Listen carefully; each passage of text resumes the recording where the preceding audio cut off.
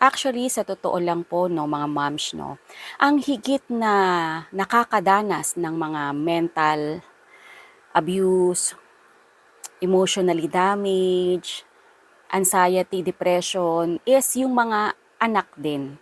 Hindi lang naman tayong mga partner ang nakakaranas ng gano'n.